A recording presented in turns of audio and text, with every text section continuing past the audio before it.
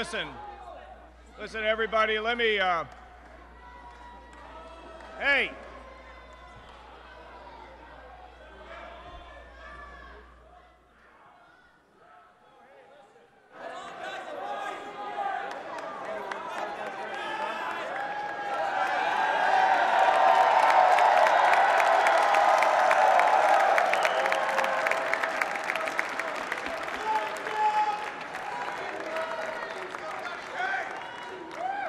Well, you know, when you went to college in the 1970s, you appreciate a good, peaceful protest every once in a while, huh?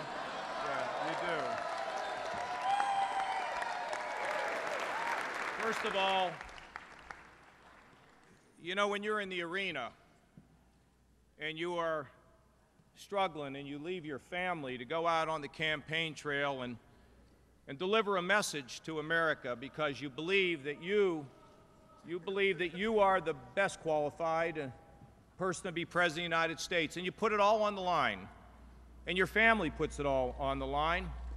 And I want this crowd here tonight to give a great response to a very, very great, talented, and fine United States Senator Marco Rubio for the effort that he has done.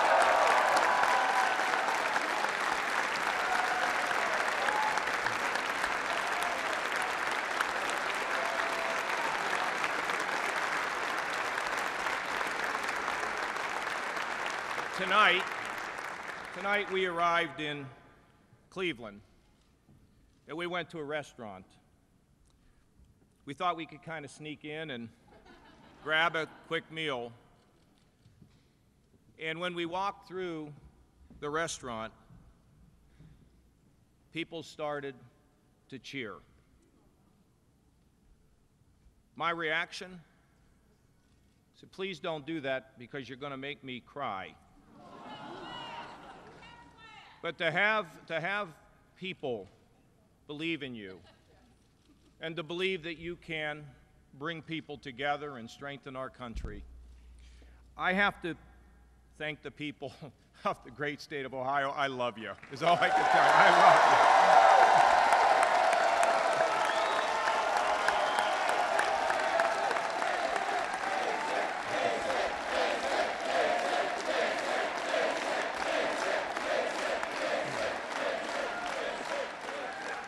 You know, when I became governor of Ohio, I went to New York, and I met with some of the rating agencies. Things were bad. We had lost 350,000 jobs. We were $8 billion in the hole, and our credit was hanging in the balance. And they told me, we're about to cut up your credit card and give you a new one where you can't buy as much. I said, you don't understand Ohio. You don't understand Ohioans. So I can't wait to go back again. We're now up 400,000 plus jobs. We're running a $2 billion surplus. Our pensions are secure. We've cut taxes by more than any governor in this country, and we are leaving no one behind. Not the mentally ill, the drug addicted, the working poor.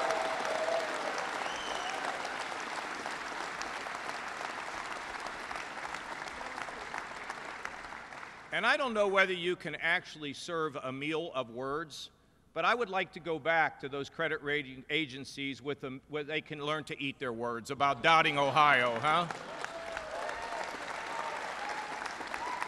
And you know, ladies and gentlemen, you know, look, my whole life has been about trying to create a climate of opportunity for people. You know, as my father carried that mail on his back, and his father was a coal miner, and, you know, I just was told by my cousin, I didn't realize this, that my mother, one of four, was the only one to graduate from high school. The other three barely made it out of the 8th grade because they were poor. And, you know, as I've traveled the country and I look into your eyes, you want to believe. You want to believe again that we can have job security. You want to believe again that wages can rise. You want to believe that your children are going to have ultimately a better America than what we got from our mothers and fathers. That's the great American legacy, that our kids will be better than we are.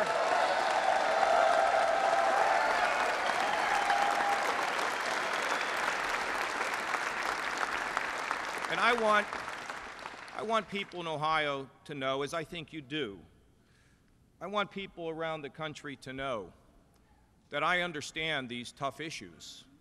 I grew up in these situations in that little blue-collar town in McKees Rocks. And in my mind's eye is the need to forget the politics, forget the pollsters, forget all the focus groups, because you see, I represent you. And it is my job to look at these situations and these problems and to listen to you. And then it's my job to go and fix them. And if that means at times I have to take some heat, well, then that's just the price of leadership in America, okay?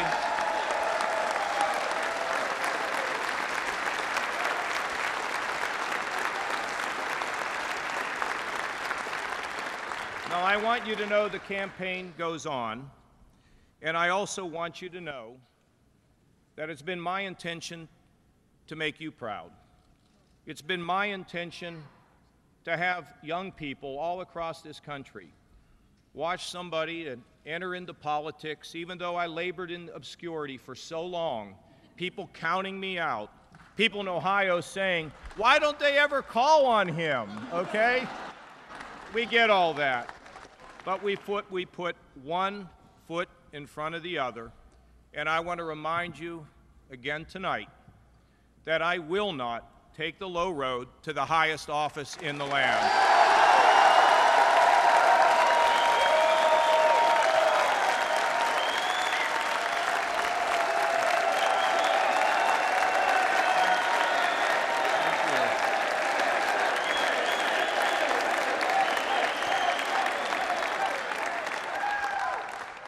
You know, the challenges that we have, we can go to Washington in the first 100 days, fix these problems with a shock and awe agenda that can pass. I think we can rally the people in Washington, because I'm going to remind them that before we're Republicans and Democrats, we're Americans, and we have an obligation to our children.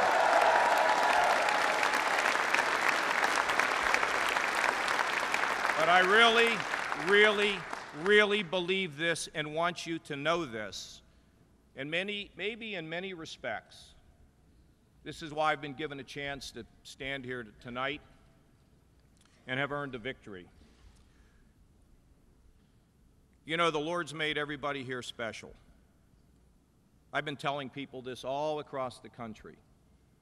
Nobody, sir, has ever been made like you before, and no one will ever be like you again. And young lady, you're here in a moment in time. And your job is to find that purpose that you have. Your job is to live a little life a little bit bigger than yourself. Your job is to be a center of healing and justice and hope in whatever way we can. If we're a school teacher, we give up money to change lives. If we're a nurse, we work 15 extra minutes when we're dead on our feet because we want to assure a family that things are going to be okay. And if we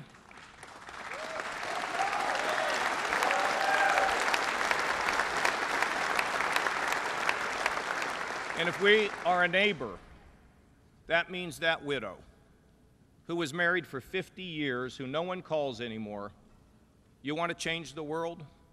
You take her to dinner on Saturday night. She'll wear that dress she hadn't worn in 6 months. I trust you to do it.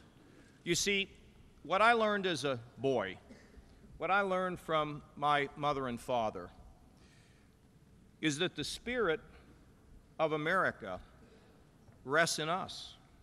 It doesn't rest in a big-time politician, the big wigs. Look, you hire us to go do the job, plain and simple, to create an environment of economic growth and opportunity.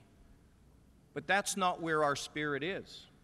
Our spirit is in us, believing that through our efforts, in whichever part of the world that we live, that we can change the world, that we can carve out a better future, that we can realize that those special gifts that were given to each and every one of us in here are something that we can use to heal the world. And you know, we're all part of a giant mosaic, a snapshot in time, all of us here.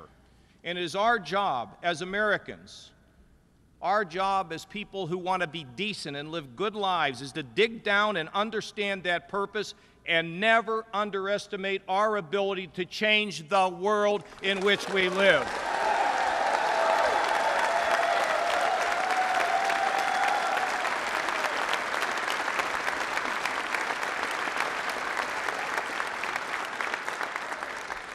Well, guess what? Tomorrow, I'm going to Philadelphia. And then I'm going, I don't know, all over the country, okay? And many of you have traveled around this country trying to help me. You know what? Look, this is all I got, okay? This is all I got. And all I can say is thank you from the bottom of my heart, but I want you to know something. We are going to go all the way to Cleveland and secure the Republican nomination.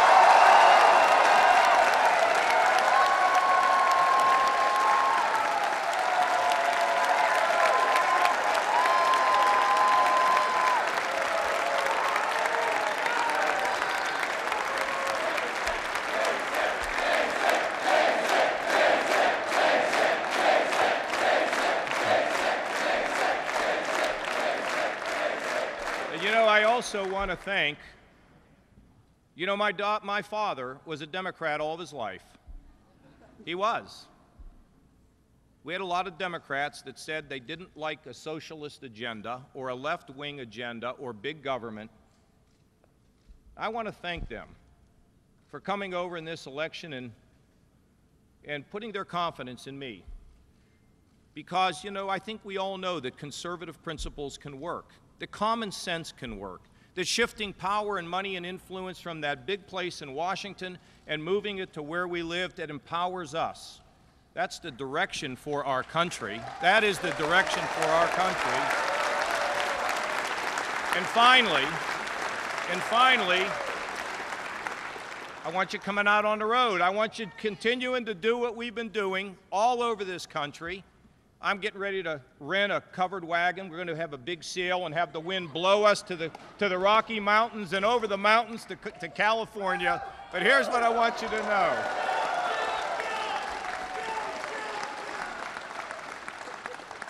We've got one more trip around Ohio this coming fall where we will beat Hillary Clinton and I will become the President of the United States.